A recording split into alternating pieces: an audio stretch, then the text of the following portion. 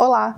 Na nossa última aula, nós vamos abordar as principais legislações que precisam ser atendidas quando falamos em tecnologia da informação para a administração pública.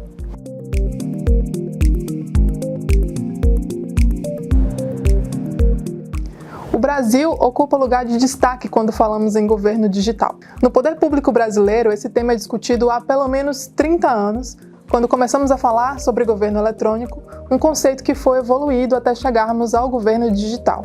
Hoje, nós ocupamos as principais posições nos rankings de organismos internacionais sobre governo digital. O exemplo mais recente é o Índice de Maturidade em Governo Digital do Banco Mundial, um índice que avalia o estado atual da transformação digital no serviço público, e o Brasil, em 2022, ficou em segundo lugar, somente atrás da Coreia do Sul. Acontece que, mesmo com um tema tão amadurecido, a digitalização no setor público brasileiro ainda é um assunto pouco discutido em muitos lugares, em especial nos municípios. No mais recente mapa do governo digital publicado pelo governo federal, nós vemos que os municípios avançaram na transformação digital, mas ainda apresentam problemas nesse processo, seja com sistemas obsoletos, ou na falta de integração entre esses sistemas, ou na baixa cultura digital entre os servidores públicos. Mas, se considerarmos que a legislação também é responsável por impulsionar novos comportamentos e consolidar novos procedimentos, o arcabouço legal brasileiro nos oferece um ótimo suporte quando o tema é governo digital, o que pode nos ajudar a fundamentar essa transformação. Em primeiro lugar, a Lei 14.129 de 2021 é um grande marco para a digitalização dos serviços públicos.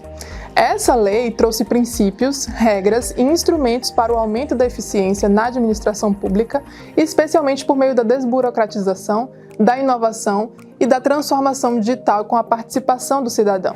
É uma lei inicialmente aplicável à administração pública federal, mas que poderá ser utilizada por estados, municípios e Distrito Federal, desde que esses entes editem atos normativos próprios com o comando dessa lei. Como eu citei anteriormente, a Lei 14.129 de 2021, chamada de Lei do Governo Digital, representa um grande marco para a transformação digital do setor público brasileiro. Apesar de leis anteriores já estimularem a adoção de meios digitais para a comunicação com o cidadão e para a divulgação de atos administrativos, é com a Lei do Governo Digital que nós vemos a força normativa direcionada para uma digitalização total dos processos. O artigo 5º, por exemplo, impõe à administração pública a utilização de soluções digitais para a gestão de suas políticas finalísticas e administrativas e para o trâmite de processos administrativos eletrônicos. Os processos eletrônicos são o coração da transformação digital. A lei reforça isso quando traz como um dos seus princípios o uso da tecnologia para otimizar os processos de trabalho da administração pública. É também através dos processos eletrônicos que a administração vai cumprir todos os outros princípios da lei, listados no artigo 3º, como, por exemplo, o fortalecimento e a simplificação da relação do poder público com a sociedade e a possibilidade da sociedade demandar e acessar serviços públicos por meio digital, sem a necessidade de solicitação presencial. O artigo 7º reforça a validade dos processos eletrônicos, dispondo que os documentos e os atos processuais serão válidos em meio digital mediante o uso de assinatura eletrônica, desde que respeitados os parâmetros de autenticidade, de integridade e segurança adequados para os níveis de risco em relação à criticidade da decisão, da informação ou do serviço específico.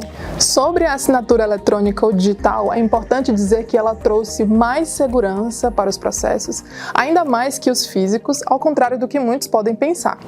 Assinando digitalmente, o tomador de decisão tem a confiança de que ele utilizou a sua senha e está resguardado por altos padrões de confiabilidade, além de ter acesso a um documento de verificação da autenticidade da assinatura com data e hora de quando foi assinado. Isso nenhuma caneta ou carimbo faz. Inclusive, entre os princípios da Lei do Governo Digital também está o estímulo ao uso das assinaturas eletrônicas nas interações e nas comunicações entre os órgãos públicos e entre esses e os cidadãos. Com isso, o artigo 24, inciso 3 da lei, traz como obrigação que os órgãos e as entidades responsáveis pela prestação digital de serviços públicos integrem esses serviços às ferramentas de assinatura eletrônica. Desde 2020, nós temos uma lei que trata exclusivamente sobre assinaturas eletrônicas e interações com entes públicos, a Lei 14.063, além da medida provisória 2200, que criou em 2001 a Infraestrutura de Chaves Públicas Brasileira, o ICP Brasil. A Lei do Governo Digital aproveita todo esse arcabouço legal anterior para fomentar o seu uso e lançar as bases para uma administração pública 100% digital em todo o Brasil. A digitalização do setor público auxilia ainda no cumprimento de outras leis importantes, como a Lei de Acesso à Informação. A LAI é um marco para a gestão da transparência no Brasil, uma vez que viabiliza o controle social efetivo, auxiliando na prestação de serviços públicos, na construção de um relacionamento com os cidadãos e no combate à corrupção. Para promover o acesso à informação exigido pela lei, o poder público deve, em especial, manter um site para a divulgação das informações necessárias. Esse site precisa atender a diversos requisitos dispostos pela própria LAI e o seu decreto regulamentador, o 7.724 de 2012, como, para citar dois exemplos, a gravação de relatórios em diversos formatos eletrônicos, inclusive abertos e não proprietários, além da garantia de autenticidade e integridade das informações disponíveis para acesso. Portanto, na hora de escolher um sistema para garantir o cumprimento da Lei de Acesso à Informação, é fundamental verificar o atendimento ao artigo 8º da lei e ao seu decreto regulamentador 7.724 de 2012. Outra legislação que precisa ser atendida é a Lei 13.460 de 2017. Essa lei estabelece normas básicas para participação, proteção e defesa dos direitos dos usuários dos serviços públicos prestados direta ou indiretamente pela administração pública.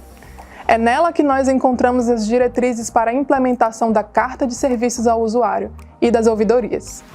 É na Carta de Serviços que o cidadão vai encontrar as informações, que devem ser claras e precisas, sobre cada um dos serviços públicos prestados pela administração pública. Essa carta precisa de atualização periódica e uma divulgação permanente no site oficial do órgão ou da entidade. Além disso, a administração pública deve viabilizar a apresentação de manifestações dos cidadãos sobre a prestação dos serviços públicos através das ouvidorias. Esse meio de comunicação precisa atender diversos requisitos estabelecidos na Lei 13.460 de 2017, que vão garantir a sua organização e o seu funcionamento. E toda essa interação pressupõe a existência de dados pessoais. O cidadão vai colocar o seu nome, o número dos seus documentos e até outros dados nessas interações com o poder público, o que vai exigir desse poder um cuidado especial. É por isso que, ao falar de tecnologia da informação para a administração pública, a Lei de Proteção aos Dados Pessoais também deve ser mencionada. Os dados ganham grande relevância no nosso mundo conectado, o que demandou a necessidade de atribuir responsabilidades àqueles que manuseiam dados pessoais de terceiros. Essa responsabilidade também se estende ao poder público, como dispõem os artigos 23 a 29 da Lei 13.709 de 2018, a LGPD, ao determinar que o tratamento de dados pessoais pelas pessoas jurídicas de direito público deverão ser realizados para o atendimento de sua finalidade pública, na persecução do interesse público, com o objetivo de executar suas competências legais ou cumprir as atribuições legais do serviço público. A lei estabelece diversos outros critérios que devem ser observados pelo poder público no tratamento dos dados pessoais, inclusive através de sistemas, como a manutenção dos dados em formatos interoperáveis e estruturados para o uso compartilhado. Vejam que, quando se trata de tecnologia da informação para a administração pública, é importante que o desenvolvimento dessa tecnologia esteja alinhado com as diversas legislações brasileiras sobre o tema, garantindo ao ente público o cumprimento da lei e dos princípios da administração, em especial o da legalidade. Bom, aqui a gente finaliza a primeira edição do nosso curso sobre segurança jurídica nas contratações públicas. Sigam o Doc nas redes sociais para ficar sabendo das próximas edições. Não esqueça de baixar o infográfico com todo o conteúdo do curso. Obrigada e até a próxima!